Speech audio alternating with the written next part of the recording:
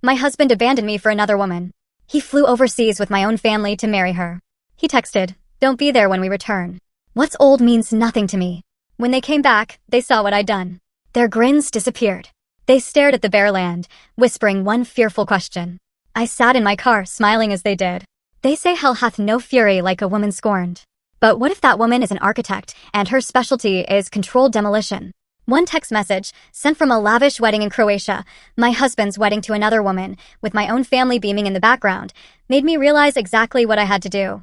Trust me, you won't believe what happened next. Don't be home when we get back. Once it's old, it's dead to me. That's what he wrote. My husband, Samuel. I stared at that message for exactly 3 agonizing seconds. My world, my entire world, shrunk to the glowing screen in my hand. Then my eyes drifted up. Across the street, a construction crew was tearing down an old building, floor by floor. Controlled demolition, they called it. And in that moment, a chilling clarity hit me. I knew exactly what I needed to do. They wanted me gone? Fine. But I'd make damn sure there was nothing left for them to come back to. The photo was still open on my screen. I zoomed in, my gaze clinical, studying every single detail like I was examining architectural blueprints. There was Samuel, front and center, wearing a tuxedo I'd never seen before. Expensive, perfectly tailored. The kind of suit that screams $3,000 minimum. And next to him, Clara Ashford. 28 years old, blonde hair in soft waves, a white dress that probably came from some high-end boutique in Boston, one I'd walked past 100 times but never entered because I was always too busy working. But it wasn't Samuel or Clara that made my hands clench so tightly around my phone, my knuckles white. It was everyone standing behind them. My mother, Patricia, in lavender, her favorite color, the same shade she'd worn to my own wedding 12 years ago. She was beaming at the camera, champagne glass raised high, looking happier than I'd seen her in years. And next to her, my father, Robert. He looked uncomfortable, sure, a little out of place. But he was there, present, participating. Not protesting, not refusing, just standing there like this was normal family behavior. My sister June held a bouquet, an actual bouquet, like she was part of the bridal party. Like she hadn't spent the last year telling me I needed to be more supportive of Samuel's career. More understanding when he worked late. More flexible when he canceled our plans. And then there was Marcus, my baby brother. The one I put through college when my parents couldn't afford it. The one I helped with rent for 6 months when he lost his job. The one who called me his hero at his graduation. He was grinning. A chilling, ear-to-ear grin. Like attending my husband's wedding to another woman was just another fun family vacation. I sat there, in my car, outside the Meridian Tower construction site. My phone on my lap. My brain was reeling, trying to process what I was seeing, trying to make any sense of it. But it didn't. None of it made sense. Across the street, the demolition crew was working on a 1960s office building that had been condemned 6 months ago. I'd watched them start the teardown 3 days earlier. They weren't using explosives. This was surgical, controlled. They removed windows first, then interior walls, then support beams. Floor by floor, section by section, the building was coming down in a carefully orchestrated collapse. The foreman stood near the perimeter fence, tablet in hand, monitoring every strike of the excavator. Nothing was random. Nothing was emotional. It was pure, calculated precision. That's when the absolute, undeniable clarity hit me. I opened my phone's photo gallery and started scrolling backwards. 12 years of marriage in digital form. Our wedding day, Samuel looking at his phone during the reception. Our 5th anniversary trip to Maine, him disappearing for hours, claiming work calls. Last Christmas, he insisted we spend it apart because he needed space to think. Every vacation where he was physically present but mentally elsewhere. Every dinner where he checked messages under the table. Every late night at the office that I believed, without question. I'd been building our future while he'd been building an exit strategy. Samuel Vaughn, my husband of 12 years, regional sales manager for a tech company. That's what he told people. That's what I told people. But regional sales apparently involved a lot of hotel rooms and very few actual sales reports. I'd never questioned it because I was too busy running my architecture firm, too busy designing buildings and managing clients and working 80-hour weeks to notice that my husband was designing a completely different life. Clara Ashford. She worked in his office. Marketing coordinator. I'd met her once at a company holiday party 2 years ago. She'd seemed nice, quiet, forgettable. I remembered thinking she looked young, too young to be taken seriously in a professional environment. Now I understood. She wasn't hired for her marketing skills. We never had children. Samuel always said the timing wasn't right. We should wait until the business was more stable, until we had more money saved, until we traveled more, until. I believed him. because I wanted to believe him. I thought we were partners, building toward the same future. But he wasn't waiting for the right time with me. He was waiting for her. My phone buzzed again. A notification. Instagram. Samuel had posted the photo publicly. The caption read, "Starting our forever in paradise, surrounded by the people who matter most." The people who matter most. I wasn't in that photo. I wasn't in Croatia. I wasn't anywhere in his new life. I was home.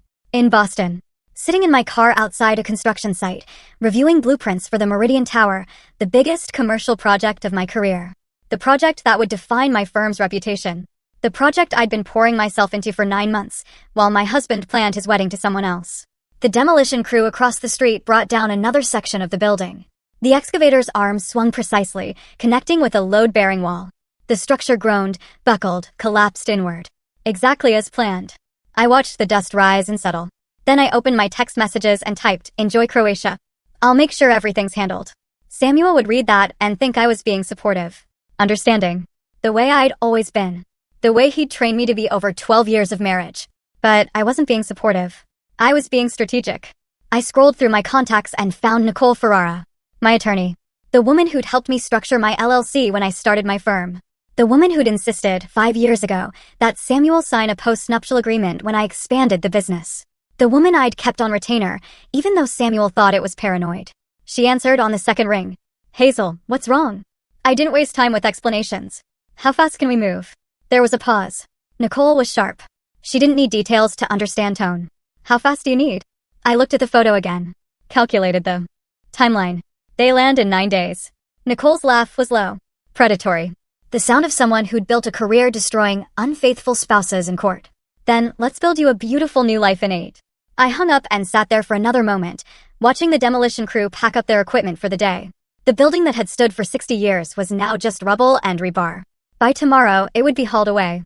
By next week, the lot would be cleared and ready for something new. Controlled demolition. That's what they called it. And that's exactly what I was about to do. I didn't sleep that night.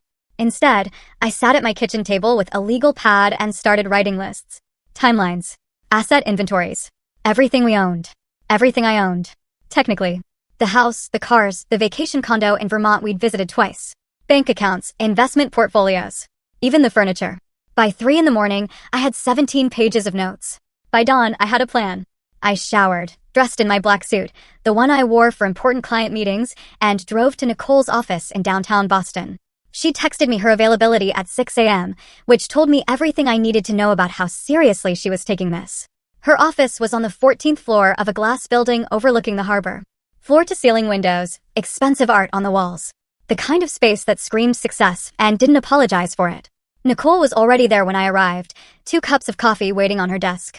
She didn't ask if I was okay. Didn't offer sympathy or platitudes. Just slid a manila folder across the polished wood surface and said, "I filed at 7 this morning. Divorce petition. Grounds, abandonment, adultery, and breach of postnuptial agreement." I opened the folder. The paperwork was extensive, brutal in its precision. "We have evidence," Nicole continued, pulling out her tablet. "Credit card statements going back 18 months. Hotels, restaurants, jewelry purchases that never made it to you." She swiped through images. Receipts from places I'd never been. Charges on dates when Samuel told me he was working late. "There's more," she said, her voice taking on an edge. I recognized the tone she used when she was about to destroy someone in court. "Remember that laptop he left open last month? The one you mentioned when we had coffee?" I nodded. I'd been reviewing contracts one evening when Samuel's laptop chimed with a message notification. He was in the shower. The screen was unlocked. I'd glanced over, seen Clara's name, and made a decision I didn't fully understand at the time. I'd started forwarding myself emails. "I went through everything you sent me," Nicole said. "We have 18 months of correspondence between Samuel and Clara. Planning. Scheming. And this." She turned the tablet toward me. "An audio file, timestamped 6 weeks ago." She pressed play. Samuel's voice filled the office. Tinny through the speakers, but unmistakable. "Don't worry, babe. Once I get the money from the house, we can leave sooner. She'll never know until it's too late." Clara's laugh. Light. Carefree. "You're terrible, but I love it." "I love you," Samuel said. "This time next year, we'll be in our place in Miami. She'll still be in that office working herself to death, and we'll be living our actual lives." Nicole stopped the recording. I sat there, staring at the tablet, feeling nothing. Absolutely nothing. The words should have hurt. Should have made me angry. Should have done something. But I just felt cold. He'll be served tomorrow morning at his office, Nicole said. 9 a.m. sharp. I'm having a process server hand-deliver the papers in front of his colleagues, including Clara. I looked up at her. Is that necessary? Nicole's smile was sharp. You're paying me to win, Hazel. Not to be nice. I signed the papers without reading them. Nicole had never steered me wrong. 5 years ago, when I'd expanded my firm and brought her on retainer, she'd insisted Samuel sign a post-nuptial agreement. I had resisted at first. It felt unromantic, cynical, like I was planning for failure. You're not planning for failure, Nicole had told me. You're protecting what you've built. There's a difference. Samuel had signed it without reading. I remembered him sitting at the same desk, barely glancing at the document, scrolling through his phone while Nicole explained the terms. He'd seemed annoyed by the whole process, impatient. Now I understood why. He'd already been planning his exit. The post-nup just made it more complicated. After signing, Nicole and I spent the next 3 hours going through finances. She had her assistant pull up every account, every asset, every line item from the past 12 years of our marriage. Our joint checking account. My deposits totaled $673,000. Samuel's deposits totaled $3,400. I stared at that number for a long moment. $3,400. Over 12 years. Where did his salary go? I asked. Nicole pulled up his personal account statements, the ones he didn't know I had access to because I'd been listed as a secondary on the account when we first got married, and he'd never removed me. Restaurants. Hotels. A recurring charge to a jewelry store in Cambridge. Monthly payments to a storage unit I'd never heard of. He's been building a separate life for at least 2 years, Nicole said. Maybe longer. The house was titled solely to my LLC. Purchased 3 years before we married as a business investment property. Samuel had never contributed to the mortgage, the property taxes, the insurance, or the renovations. Legally, he had no claim to it. The cars? Both registered to my business. Company vehicles. The Vermont condo? Purchased through the LLC. Samuel had never made a single payment. He owns nothing, Nicole said flatly. According to the post-nup, any assets purchased or maintained during the marriage using your business income remains solely yours. He signed away any claim to marital property beyond what he directly contributed. So, the $3,400, I said, is all he's legally entitled to. I had Nicole liquidate our joint accounts that afternoon. Every dollar I deposited over 12 years moved to a new account in my name only. I left Samuel exactly $3,400. Fair is fair. When I got home that evening, the house felt different. Not because of what was missing, but because of what I now understood had never really been there. I walked through the room slowly, seeing everything with new eyes. The living room furniture I'd chosen and paid for. The kitchen appliances I'd researched and installed. The artwork on the walls from galleries I'd visited alone because Samuel was always too busy. His side of the closet was empty. He'd packed for Croatia, but left everything else behind. His winter coats, his work clothes, his shoes lined up neatly on the rack I bought him 3 Christmases ago. He assumed he'd come back to it. That I'd still be here waiting. That this house, this life, would be his safety net while he figured out his new life with Clara. I started packing his belongings into boxes. Methodically, without emotion. His clothes went into donation bags. His vintage movie poster collection, the one he claimed was worth thousands, got carefully rolled and packed. Let him come back for it if he wanted it that badly. But something told me he wouldn't. By day 2, the boxes were piled in the garage. I'd called Goodwill. They'd pick everything up on Friday. Mrs. Kolsky caught me loading the last bag into my car that afternoon. She was in her garden, pruning roses, but I knew she'd been watching. Spring cleaning, she called, walking over. I forced a smile. Something like that. She looked at the boxes, then at me. Her expression shifted. Is everything okay with you and Samuel? I haven't seen him around lately. He's traveling, I said. Extended trip. Mrs. Kolsky nodded slowly, but her eyes said she didn't believe me. Well, if you need anything. I'm fine, I interrupted. Really? Just busy with work. That evening, I saw her standing on her porch talking to Mr. Peterson from across the street. Both of them kept glancing toward my house. Let them wonder. Let them gossip. In a few days, they'd have real news to discuss. Day 3 ended with me sitting alone in the living room, drinking wine from a bottle I bought last month for a dinner party we never had. Samuel had canceled at the last minute. Work emergency, he'd said. I pulled out my phone and opened Instagram. Samuel had posted again. More photos from Croatia. Him and Clara on a sailboat. Sunset behind them. Her hand on his chest. His arm around her waist. My mother had commented, beautiful couple. So happy for you both. My sister June had tagged herself, best family vacation ever. #blessed. They were performing happiness. Broadcasting it. Making sure everyone saw it. While I sat here, in the house I'd bought, drinking wine I'd paid for, surrounded by furniture I'd chosen, systematically dismantling the life they assumed would be waiting when they returned. I didn't cry. I was done crying. Instead, I opened my laptop and started researching demolition companies in the Boston area. Westwood Demo and Excavation had a 5-star rating and a waiting list 3 months long. I called them anyway. The man who answered sounded tired. "We're booked solid through January. If you want to leave your information." "I need a house demolished in 5 days," I said. Full tear down. "I'll pay double your rate." There was a pause. "Ma'am, permitting a loan takes 4 to 6 weeks. We can't just. I'll have the permits by tomorrow afternoon." Another pause, longer this time. "What's the address?" I gave it to him. Heard typing on the other end. "That's a historic property," he said. 1920s colonial. Beautiful structure from the listing photos. "You sure you want to tear it down?" "Positive." More typing. "Then let me talk to Jack. He'll call you back within the hour." Jack Morrison called me 43 minutes later. His voice was rough, weathered by decades of shouting over machinery. "My guy says you want a demo in 5 days with permits handled by tomorrow." "That's not how this works." "It is if you want the job," I said. He laughed, not amused, just surprised. "Lady, I've been doing this for 30 years. Nobody gets permits that fast. Not even developers with city council connections." "I'm an architect," I told him. "I've designed half the commercial buildings going up in Boston right now. I know every planning commissioner by name. I know which ones owe me favors. The permits will be ready by 2 p.m. tomorrow." Silence. "Then you're serious?" "Completely." "Why the rush?" I could have lied. Could have said I had buyers lined up or development plans ready. But something about Jack's directness made me answer honestly. "My husband married someone else last week while I was home working. Took my entire family to Croatia for the wedding. Now they're coming back expecting everything to be exactly as they left it." Jack was quiet for a long moment. "Then, what time tomorrow works for you?" We met at the house at 10 the next morning.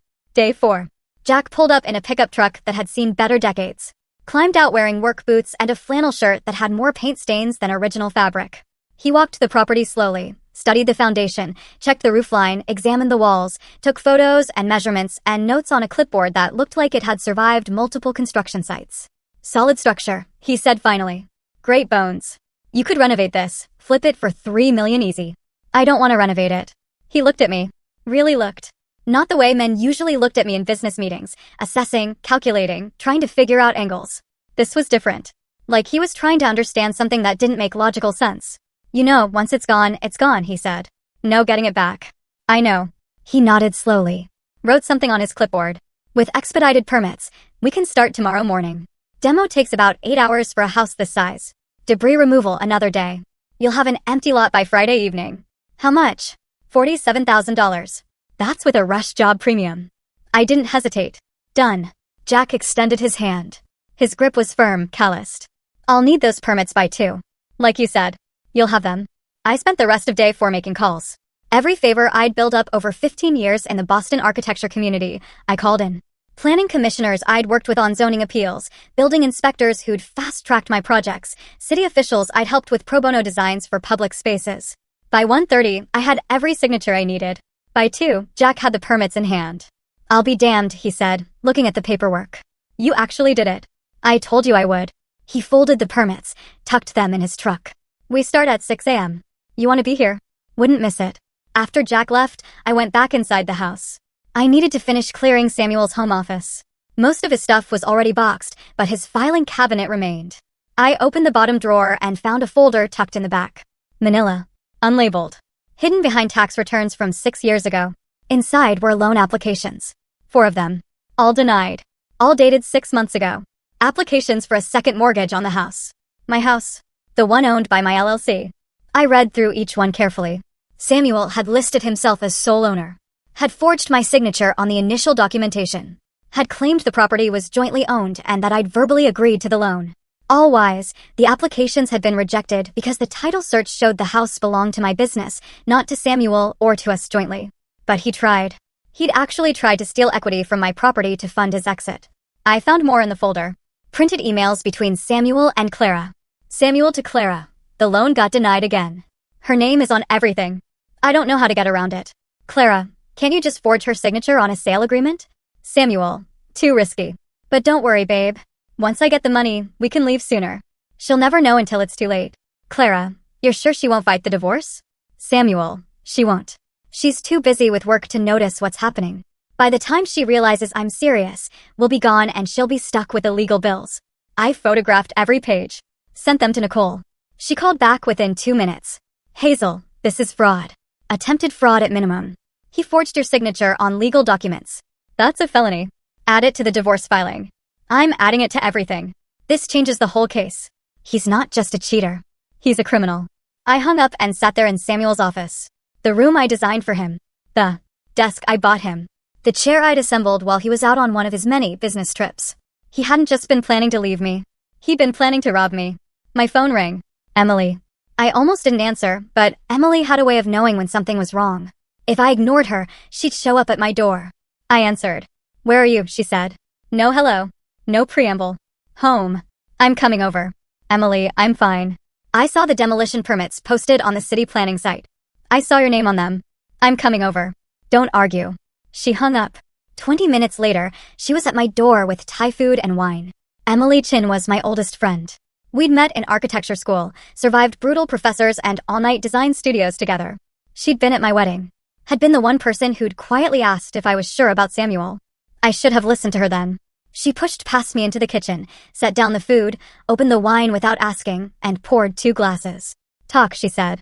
So, I told her everything. The photo. Croatia. My family. The plan. The demolition scheduled for tomorrow morning. Emily listened without interrupting. But her face shifted from concern to something else. Something close to fear. Hazel, she said finally. What are you doing? What I should have done years ago. You're tearing down your house.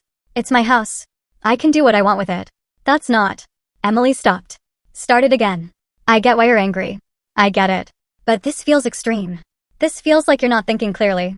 I'm thinking more clearly than I have in 12 years. Emily set down her wine, reached across the table, took my hand. You're not a vindictive person. You're not cruel. This isn't you. Maybe it should be, I said quietly. Maybe if I'd been less understanding, less accommodating, less willing to believe every lie he told me, he wouldn't have thought he could do this. Or maybe, Emily said, her voice gentle, you would have left him years ago and saved yourself this pain. We sat in silence for a moment. Promise me something, Emily said. Promise me you won't regret this. I looked at her. At my friend who'd known me longer than Samuel had, who'd watched me build my career and my marriage, and had probably seen cracks I'd refused to acknowledge. I promise, I said. But after she left, I sat alone in the kitchen and wondered if I was lying. Day 5 arrived with cold clarity. I woke at 5, dressed in jeans and my favorite black jacket, made coffee, and drove to the house. The Westwood crew was already there.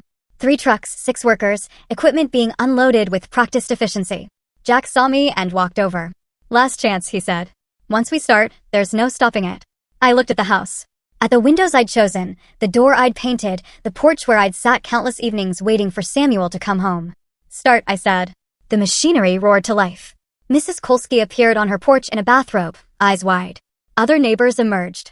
Mr. Peterson, the Dons, the retired couple from the corner who always waved but never spoke. Mrs. Kolsky rushed over. Hazel, what's happening? I smiled, took a sip of coffee. Renovation. Full demo. Starting fresh. But where will you live? I've made arrangements. The wrecking balls swung. Connected with the east wall. The wall where Samuel had hung his vintage movie posters. The impact was deafening. The wall crumbled. And I felt nothing. By noon, the house was rubble. By 3, the second floor was dust. By sunset, there was nothing left but broken pieces scattered across the lot, like the remains of a life I no longer recognized. I stood there, watching, until the crew packed up their equipment and Jack approached, wiping his hands on his jeans. You okay? He asked. I didn't know how to answer. I felt empty. Lighter. Free. Terrified. All of it at once. Yeah, I finally said. I think I am. Jack nodded. Didn't push. We'll be back tomorrow morning at 6 to haul the debris. Should have the lot cleared by evening.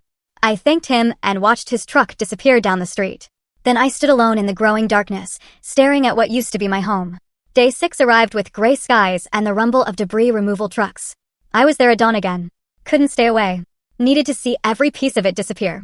The crew worked with mechanical efficiency. Front-end loaders scooped up chunks of what used to be walls and floors and ceilings. Dump trucks backed up, filled, drove away. Again and again. Each load carrying away another piece of 12 years.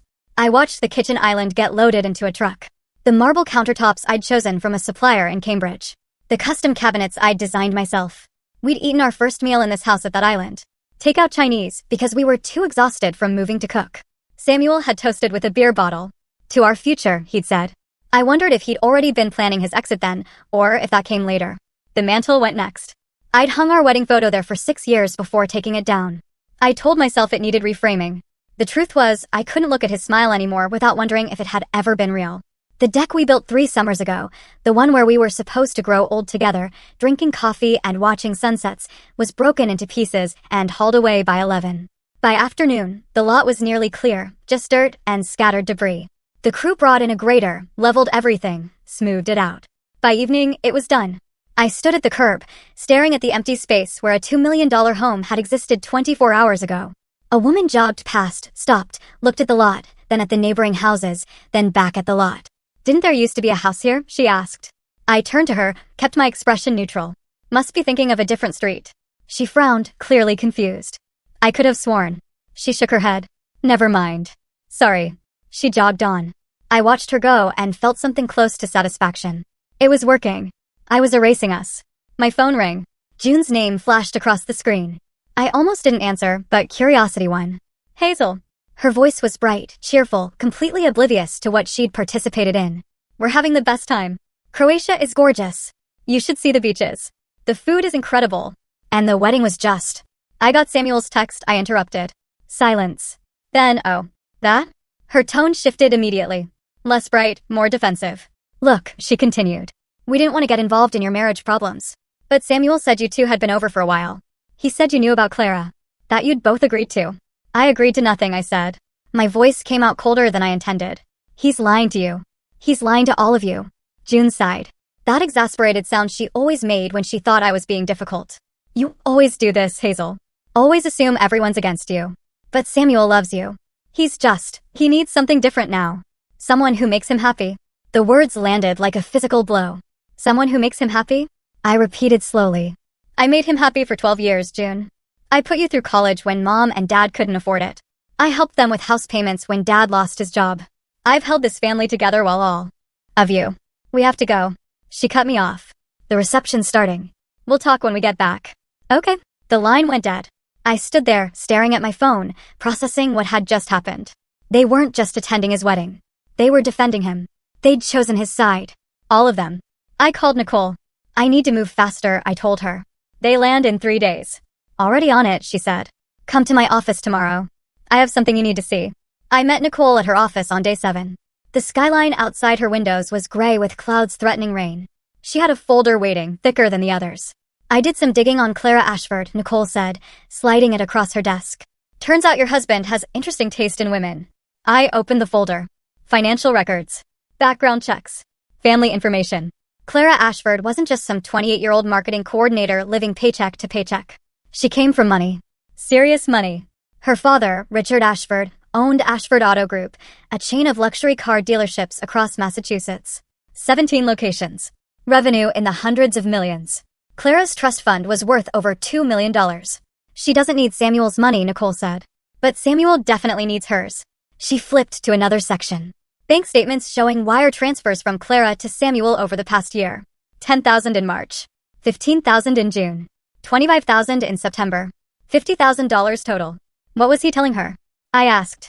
Nicole pulled up emails she'd subpoenaed from his account. Samuel to Clara, the house is almost paid off. Once the divorce is final, I'll have access to the equity. We can buy that condo in Miami you liked. Clara to Samuel, how much equity are we talking? Samuel, at least $1 million, maybe more. She doesn't pay attention to finances. She'll sign whatever I put in front of her. I read it 3 times. He's been conning her, I said slowly. Nicole nodded. Probably the same way he tried to con you, except Clara's family has money and connections. Her father's lawyers are already involved. They had her sign a prenup before the wedding. Samuel gets nothing if the marriage ends. Does he know that? I don't think so. Based on these emails, he thinks he's marrying into wealth. He has no idea he just signed away any claim to her trust fund. I leaned back in my chair, processing. So, he's not just a cheater, I said. He's a con artist. A bad one, Nicole agreed. But yes. Suddenly, my revenge felt bigger than just me. This wasn't just about what he'd done to me. It was about stopping him from doing this to someone else, even if that someone else was Clara. What do we do with this? I asked. Nicole smiled. We add it to the divorce filing. Show the pattern of financial manipulation. Show that he forged your signature trying to access equity. Show that he's currently attempting to defraud another woman. It makes our case airtight. I left Nicole's office feeling something I hadn't felt in days. Purpose. That evening, alone in my new apartment, the penthouse I'd rented last week in Back Bay, with skyline views and no memories, I sat down at my desk and pulled out a sheet of paper. I started writing. Dear Mom. The words came slowly at first, then faster. Everything I'd never said. Everything I'd kept buried for 12 years, for my entire life, really. How her constant criticism made me feel like I was never good enough, never smart enough, never feminine enough. How she always took Samuel's side in every argument, telling me I worked too much, wasn't warm enough, didn't know how to keep the man happy. How she chose to attend his wedding to another woman while her own daughter was falling apart. I wrote about the loneliness, about burying myself in work because home stopped feeling like home years ago, about trying to fix something that Samuel had already decided was broken, about how I kept trying to earn her approval and never understanding why it was always just out of reach. I wrote until my hand cramped, until the words blurred, until there was nothing left to say. Then I folded the letter carefully, slid it into an envelope, and wrote Patricia Monroe across the front. I held it for a long moment. Then I tucked it into my desk drawer. Maybe someday I'd send it. Maybe I'd keep it as a reminder that some things are better left unsaid. Some bridges are better burned than crossed. I poured wine and stood at my window, looking out at the city lights. In 2 days, they'd land at Logan Airport. In 2 days, they'd drive to the house, expecting everything to be exactly as they left it. In 2 days, they'd see what I'd done. And I'd be watching. Day 8 began with paperwork. I met Tom Brennan at a coffee shop in Cambridge, halfway between his office and mine. The kind of place with exposed brick and overpriced lattes that Samuel always complained about. Tom was already there when I arrived, sitting at a corner table with a leather portfolio and reading glasses perched on his nose. He was in his 50s, with kind eyes and hands roughened by decades of construction work. The kind of man who'd built things his entire life and understood the weight of what gets torn down. He stood when he saw me, shook my hand firmly. Hazel, good to see you. We sat. He opened the portfolio, pulled out the deed and transfer documents. This is a hell of a lot, he said, reviewing the papers one more time. Prime location, great zoning. I'm still surprised you're selling. Property like this doesn't come available often. I wrapped my hands around my coffee cup. The heat felt grounding. Time for a change, I said simply. Tom nodded. Didn't push.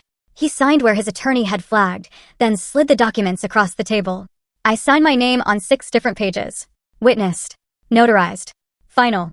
Just like that, $3.2 million transferred into my business account. Tom shook my hand again. Good doing business with you. And if you ever need architectural work for future developments, give me a call. I've seen your designs. You're good. I will, I said. Thank you. He gathered his papers, stood, paused. I hope whatever you're starting fresh from. I hope it's worth it. I watched him leave, then sat alone at that table for another 20 minutes, staring at the signed documents in front of me. The house was gone. The money was mine. Samuel and my family were returning tomorrow. There was no going back now. I drove to the parking garage where I'd left my car and sat behind the wheel for 20 minutes, hands gripping the steering wheel, breathing slowly, deliberately. I wasn't scared, but I wasn't entirely sure I was okay either. The penthouse I rented last week was in Back Bay, 17th floor. Floor-to-ceiling windows overlooking the city. 2 bedrooms, even though I only needed one. Modern kitchen with appliances I'd probably never use. The kind of place I'd always wanted, but never suggested to Samuel because he thought downtown living was too flashy and not practical. I'd moved in 3 days ago with the few things I'd taken from the house. My clothes, my laptop, my favorite chair from the home office. Everything else was new. Furniture I had ordered online and had. Assembled by professionals, dishes I'd never eaten off of, towels that still had tags. It was beautiful. It was also completely empty of anything that felt like me. I was unpacking the last box, books, mostly, when my doorbell rang. Emily stood in the hallway, holding 2 bottles of wine and an expression that said she was prepared to stage an intervention. We need to talk, she said, pushing past me into the apartment. She set the wine on the kitchen counter, surveyed the space with the critical eye of someone who'd known me for 15 years. Nice place, she said. Sterile, but nice. I just moved in 3 days ago. You've had time to make it feel like home. She opened one of the wine bottles without asking, poured 2 glasses, handed me one. Except you're not trying to make it feel like home. You're hiding. I took the wine. I'm not hiding. You're isolating, Emily said, settling onto my couch. You're not answering my texts. You're not coming to yoga. You've canceled lunch 3 times. You're disappearing, Hazel. I sat beside her, stared out at the city lights beginning to glow in the dusk. I'm fine. Just busy. Busy demolishing your life. She turned to look at me. Not accusing, just sad. You used to talk to me about everything. Now you're like, I don't know. Like you're somewhere else. Like you've already left and your body just hasn't caught up yet. I took a long drink of wine. I am somewhere else, I said quietly. The person I was, the one who believed in love and family and partnership, she's gone. She died when that photo came through. This. I gestured at the apartment, at myself. This is what's left. Emily set down her wine, reached over, and took my hand. What if you regret this? The question hung in the air between us. Then I'll live with it, I said. But at least it'll be my regret. My choice. Not his. Emily squeezed my hand. I'm worried about you. I know. I'm not saying what you did was wrong.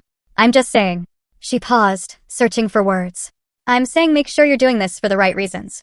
Not because you're hurt, not because you're angry, but because it's actually what you want. It's what I want, I said.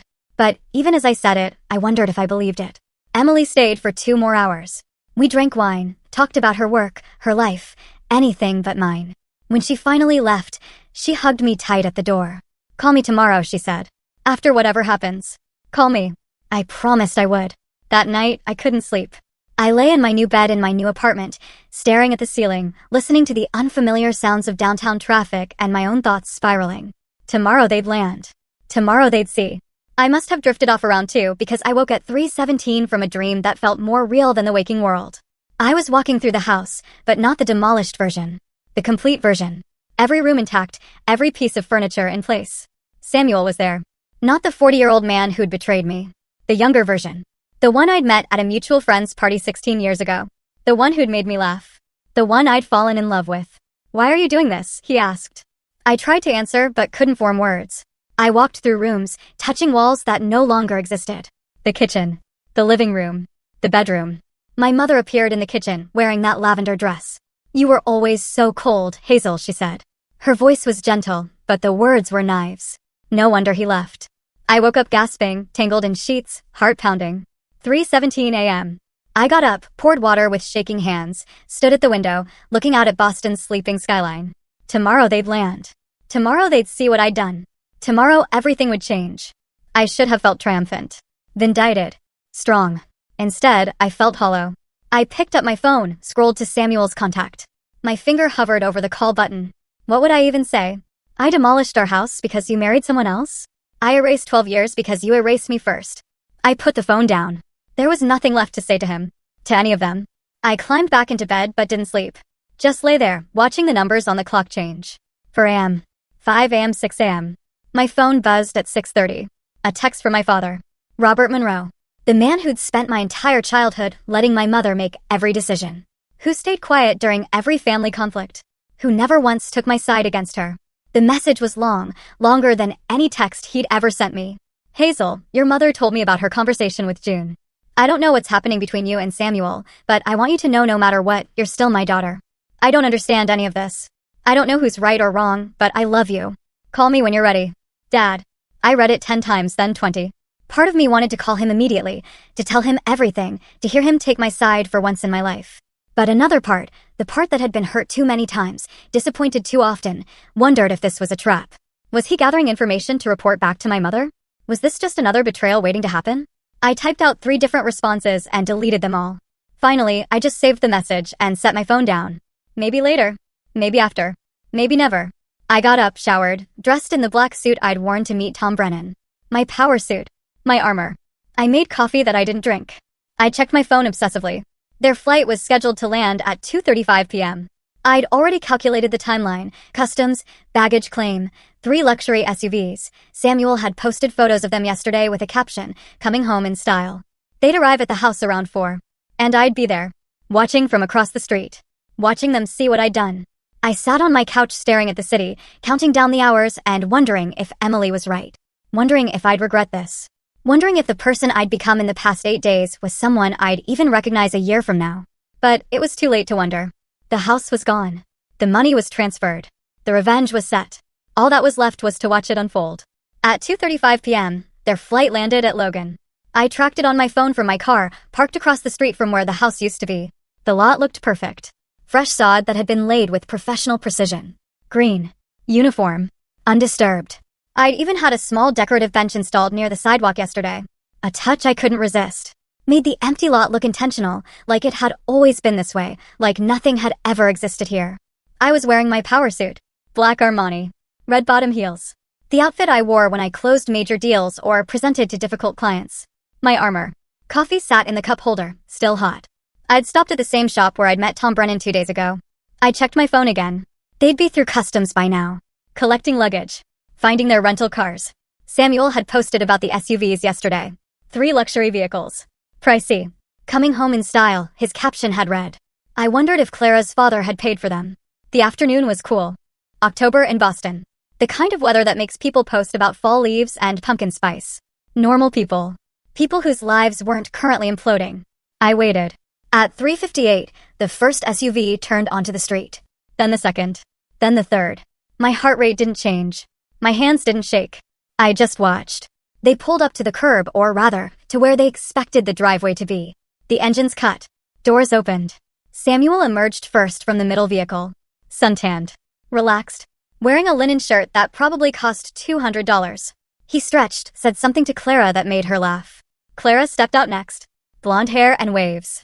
White sundress. The ring on her left hand catching the afternoon sun. She looked happy. Carefree. Like someone who'd just returned from the best vacation of her life. My mother came next from the lead SUV. Designer sunglasses. Lavender scarf. The same shade she'd worn in the wedding photo. Then my father, looking tired, confused already, even though he hadn't seen the lot yet. June emerged, scrolling through her phone. Marcus started unloading luggage. Suitcases and duty-free bags and souvenirs from a trip that had celebrated my marriage ending. They were all smiling, laughing, talking over each other about the flight, the food, the memories they'd made. Until Samuel turned toward where the house should be. His body went rigid. The smile disappeared. He took 2 steps toward the lot and stopped. Just stopped. Clara noticed first. Babe? He was still holding a shopping bag, still half smiling. What's wrong? Samuel didn't answer. Couldn't answer. He was staring at the empty space like it was a puzzle his brain couldn't solve. Clara followed his gaze. Her smile faded. The shopping bag slipped from her fingers. Where's? She started, stopped. Where's the house? My mother's voice cut through the confusion like a knife. Robert. Robert. She grabbed my father's arm, her voice climbing toward hysteria. Where is it? Where's the house? My father turned. His face went pale. June's phone clattered to the sidewalk. Marcus dropped 2 suitcases. For a moment, no one moved. They just stood there on the sidewalk, surrounded by luggage and shopping bags, staring at pristine green grass and empty space where a $2 million home had stood 9 days ago. Samuel spun in a circle, looked at the neighboring houses, the Kolskis' place to the left, the Petersons to the right, both exactly where they'd always been. He looked at the mailbox, still standing at the curb, the numbers clearly visible. The right address. What? His voice came out strangled. What? That's when Tom Brennan's truck pulled up. He'd been driving past, saw the commotion, and pulled over. Good man. Exactly the kind of timing I'd hoped for, but hadn't counted on. Tom got out of his truck, approached cautiously. Can I help you folks? Samuel charged him. What did you do to my house? He was shouting now, veins bulging in his neck. Who are you? Tom held up his hands, genuinely confused. Whoa, buddy. I don't know what you're talking about. The house. Samuel pointed at the lot. There was a house here. Where is it? Tom glanced at the lot, then back at Samuel. I just bought this property yesterday. Legally. Clean title. Empty lot. I don't know what. Empty? Samuel's voice cracked. It wasn't empty. There was a house. My house. My home. Tom pulled out his phone, pulled up the listing photos. The beautiful empty lot. The fresh sod. Potential. See, this is what I bought. You got the wrong address or something. My mother had started hyperventilating. June was on her knees, picking up her phone with shaking hands. Marcus just stood there, mouth open, looking between the lot and Samuel like he was watching a magic trick he couldn't figure out. That's when my mother saw me. I'd rolled down my window, elbow resting on the frame, coffee cup in hand. Just watching. Hazel, she shrieked it. Not like a name. Like an accusation. Like a curse. What did you do? Everyone turned. I took a slow sip of coffee, set the cup down carefully, opened my car door, and stepped out. I dressed for this moment like I was presenting to a board of directors. Everything deliberate. Everything calculated. I walked toward them slowly, not rushing, not hesitating. 6 feet away, I stopped. Close enough to see their faces clearly, far enough to stay safe. Oh, hey everyone, I said. My voice was pleasant. Casual. Like I was greeting them at a barbecue. How was Croatia? Did you get my text about handling everything? Samuel stared at me. His face cycled through expressions too fast to track. Confusion. Disbelief. Dawning horror. You. He took a step toward me. Clara grabbed his arm, but he shook her off. You demolished our house. His voice cracked on the last word. I tilted my head slightly. Not our house, Samuel. My house. My business asset. Owned by my LLC. And technically, I didn't demolish it myself. I contracted Westwood Demo and Excavation. Very professional crew. They finished ahead of schedule. You can't do that. His face was red now. Spit flying. That's illegal. I pulled out my phone, opened the folder Nicole had prepared. Screenshots of property deeds. Purchase documents. The postnuptial agreement he'd signed 5 years ago without reading. Actually, I said calmly, per Massachusetts property law and the terms of our postnuptial agreement. You remember signing that, right? You were so busy on your phone that day. I can do whatever I want with my solely owned business assets. The house was purchased by my LLC 3 years before we got married. You never contributed to the mortgage, the taxes, the insurance, or the renovations. Legally, you had zero claim to it. I turned to Clara for the first time. Really looked at her.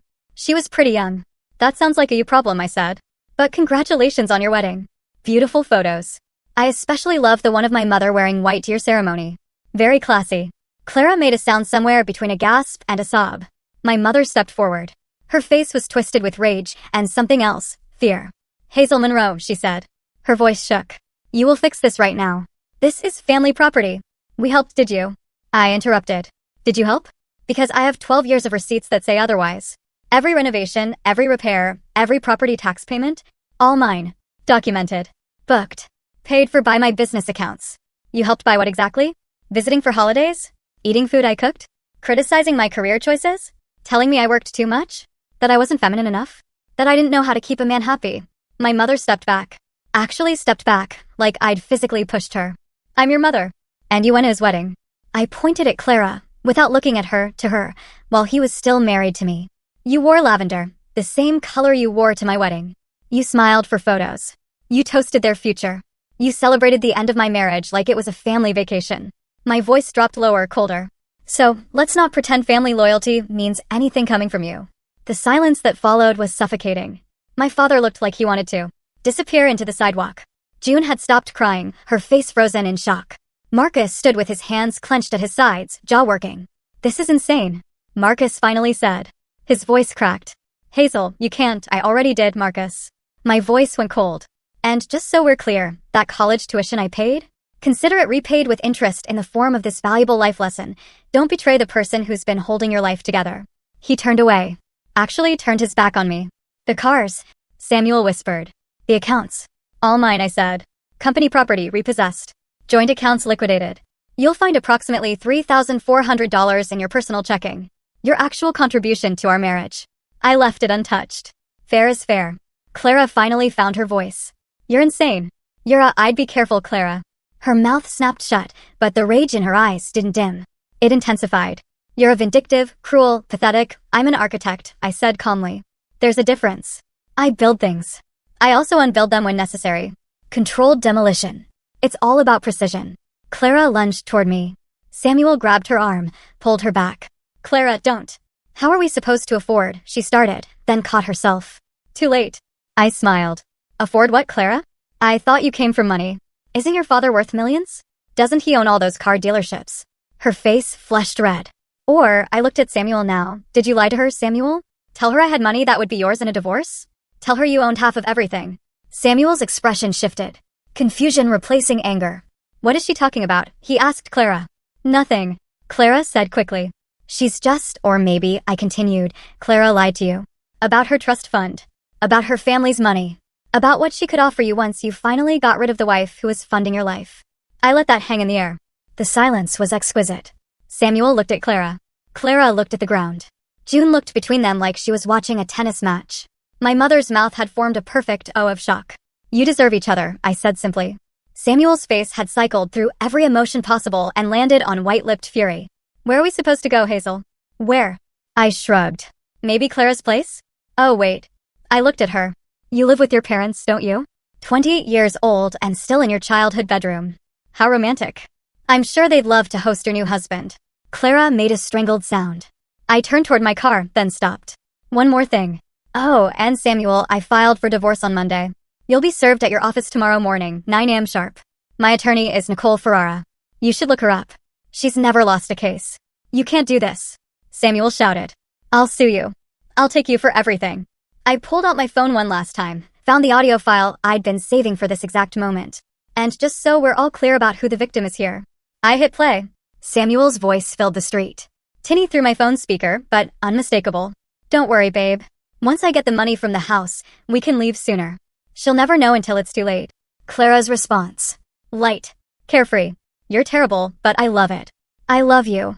This time next year, we'll be in our place in Miami. She'll still be working herself to death, and we'll be living our actual lives. I watched their faces while it played. Clara in shock. Mouth open, eyes wide. My father's confusion turning to understanding, turning to something that looked like shame. My mother's horror, hand over her mouth. Marcus's disgust. And Samuel's terror. Because he knew what was coming. I stopped the recording. He tried to forge my signature on a second mortgage application 6 months ago, I said quietly, calmly. Tried to steal equity from my house, the one owned by my LLC, to fund your new life together. I looked at Clara. That's fraud, Clara. That's criminal. And I have evidence of all of it. The forged documents. The emails between you two planning how to access my money. All of it. Samuel's legs seemed to give out. He sat down hard on the curb, head in his hands. Clara stood frozen, her face cycling between red and white. So when you sue me, I looked at Samuel. Make sure your attorney knows about that. Nicole will be happy to add it to the divorce filing. Criminal fraud tends to affect asset division. Just FYI. I opened my car door. Wait, my father said. His voice was hoarse. Hazel, wait. I paused, looked at him. He looked old. Tired. I didn't know, he said quietly. About the text, about what Samuel said. Your mother told me they'd separated, that it was mutual, that you'd agreed. I agreed to nothing, I said. But you knew that, didn't you? Deep down. He didn't answer. I got in my car, started the engine, rolled down the window one last time. Enjoy finding somewhere to sleep tonight, I said. I hear the Holiday Inn on Route 9 has vacancies. I pulled away slowly. In my rearview mirror, I watched 7 people standing on an empty lot, surrounded by luggage and shattered assumptions. Samuel was still sitting on the curb, head in his hands. Clara was crying now, ugly crying. My mother was yelling at my father about something. June was on her phone, probably trying to find a hotel. Marcus had his arms crossed, staring at the empty lot like he still couldn't believe it was real. And my father just stood there, hands in his pockets, looking smaller than I'd ever seen him. I drove 3 blocks before I had to pull over. My hands were shaking, not from fear or regret. From adrenaline. From the pure, undiluted satisfaction of watching them realize what they'd lost. What they'd thrown away. What they'd underestimated. I sat there for 10 minutes, breathing slowly, letting the shaking subside. My phone started buzzing. Calls. Texts. Dozens of them. I turned it off. Drove back to my apartment in silence. When I got home, I poured a glass of wine, stood at my window, and looked out at the city lights. I'd done it. I'd actually done it. The house was gone. The revenge was complete. They'd seen what I'd done. And I felt, not triumphant. Not victorious. Just empty. Like I'd torn down the house, but couldn't figure out what to build in its place. I called Emily. She answered on the first ring. How did it go? I didn't answer right away. Hazel, she said. Are you okay? I don't know, I said finally. I did everything I planned. Everything went exactly how I wanted. But I don't know if I'm okay. Emily was quiet for a moment. Then come over. Right now. Don't argue. I went. Emily lived in a brownstone in the South End, 3rd floor, with plants on every surface and art on every wall. The kind of home that felt lived in. I knocked. She opened the door immediately, took one look at my face, and pulled me inside. Sit, she said, guiding me to her couch. I'm making tea. Don't argue. I sat. She disappeared into the kitchen. I heard water running, the kettle clicking on, cabinets opening and closing. I stared at a painting on her wall. Blues and grays swirling together. I'd always liked it, but never really looked at it before. Emily returned with 2 mugs, sat beside me, didn't say anything. Just waited. I did it, I said. Finally. Everything I planned. It went exactly how I wanted. But I feel empty. The words came out quiet, broken. I thought I'd feel vindicated. Triumphant. But I just feel. I stopped, started again. I tore down the house. I got my revenge. I watched them realize what they'd lost. And now I don't know what to do with any of it. Emily sat down her tea, put her arm around my shoulders. You did something irreversible, she said gently. That's a lot to process. I don't regret it, I said quickly. I don't. They deserved it. But revenge doesn't fill the hole it creates. I nodded. We sat in silence for a long time. What happens now? Emily asked. I don't know. That night, back in my apartment, my phone wouldn't stop buzzing. 63 missed calls by midnight. Hundreds of texts. My mother, you've destroyed this family. I hope you're proud. June, I can't believe you did this. You're cruel. You're vindictive. I don't know who you are anymore. Marcus, I hope you're happy now. I hope it was worth it. Samuel, you'll regret this. We'll sue you. You'll lose everything. Clara, you're a pathetic old woman who couldn't keep her husband. Enjoy dying alone. Even people I barely knew were messaging. Aunt Lorraine, who I hadn't spoken to in 5 years, your mother is devastated. How could you be so selfish? Cousins. Old family friends. People coming out of the woodwork to tell me what a terrible person I was. I blocked them all. Every number except my father's. His message sat at the top of my inbox unread. I poured wine with shaking hands, stood at my window, looked out at the city lights, and wondered if this was what victory was supposed to feel like. I didn't read my father's message that night. Or the next day. I let it sit there, unopened, while I threw myself into work. The Meridian Tower project needed final approvals. I had 3 client presentations scheduled. My firm was busier than it had ever been, and I used that as an excuse not to think, not to feel, not to process what I'd done. But on the 3rd day, sitting in my office at 2 a.m, because I couldn't sleep, I finally opened it. Hazel, I'm staying at a hotel. Your mother won't speak to me because I said what you did was understandable, even if it was extreme. June won't return my calls. Marcus is furious. I don't know how to fix this family, but I want you to know I'm proud of you for standing up for yourself, for not letting them walk all over you. I should have done more to protect you growing up. I failed you, and I'm sorry. If you want to talk, I'm here. Dad. I read it 5 times before I could breathe properly. Then I called him. He answered on the 2nd ring. Hazel, can we meet? I asked. Tomorrow. Yes, anywhere. Name the place. We met at a coffee shop in Cambridge the next afternoon. Neutral territory. Away from memories. My father looked older than I remembered. Gray hair thinner, lines deeper around his eyes. He was wearing jeans and a sweater I'd never seen before. Not the clothes my mother usually picked out for him. He stood when he saw me. Hugged me tight. We sat. Ordered coffee. Didn't speak for a moment. Your mother is threatening divorce, he said finally. His voice was quiet, resigned. Dad, I don't want to ruin your marriage. You didn't ruin anything, honey. He looked at me directly. I'm finally seeing clearly what's been broken for years. Maybe decades. Your mother has always needed someone to blame, someone to control. And I let her. I let her criticize you. I let her favor June. I stayed silent when I should have spoken up. You're speaking up now. He smiled sadly. 30 years too late. We talked for 2 hours. About my childhood. About how I'd always felt like I was trying to earn approval that never came. About how my mother's criticism had shaped me into someone who worked constantly, trying to prove I was good enough. About June. How she'd always been the favorite because she was easier, more compliant, less threatening. About Marcus. How I'd stepped into the role of provider because someone had to. I can't fix the past, my father said finally. But I'd like to be part of your future if you let me. I reached across the table, squeezed his hand. I'd like that, I said. It wasn't forgiveness. Not entirely. But it was a beginning. 6 months passed. The lot where my house had stood became the Monroe Heights development. 8 luxury townhouses. My design. My vision. The project attracted attention. Architecture magazines featured it. Industry publications interviewed me about the concept, building modern luxury on historic lots. Honoring the past while creating something new. I didn't tell them the full story, just the professional version. My firm's client list doubled, then tripled. I hired 3 new architects, including a young woman named Sarah Chin, who reminded me of myself at 25. Brilliant, driven, hungry to prove herself. I mentored her the way no one had mentored me. Taught her to negotiate, to value her work, to never let anyone make her feel small.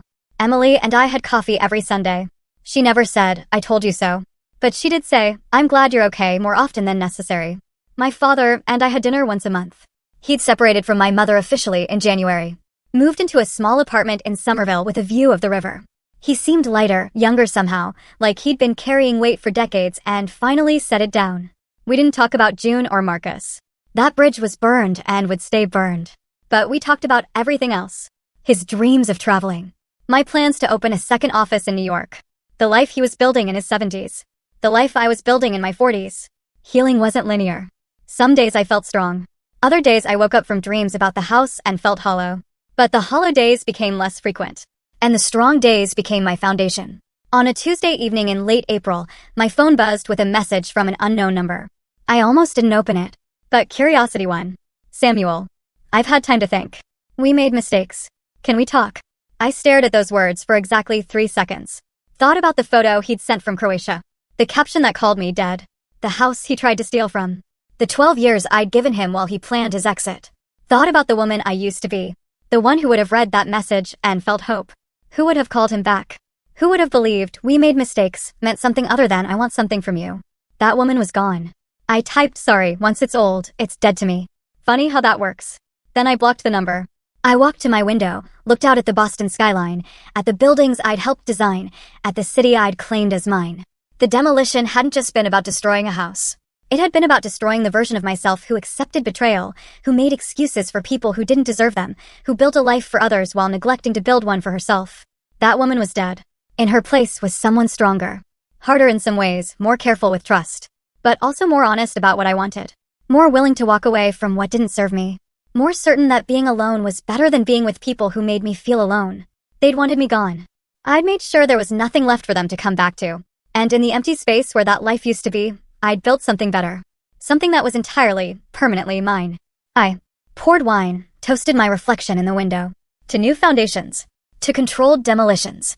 To the life I built alone and the peace I found in its silence. This story of calculated revenge had you holding your breath, didn't it? If you felt that surge of pure, undiluted satisfaction right along with me, smash that like button right now. My favorite part was watching their faces when Samuel realized the house was gone, then seeing my mother's fury turn to fear. What was your favorite moment from this whole wild ride? Drop it in the comments below. I really want to hear what you think. And don't miss more powerful stories like this.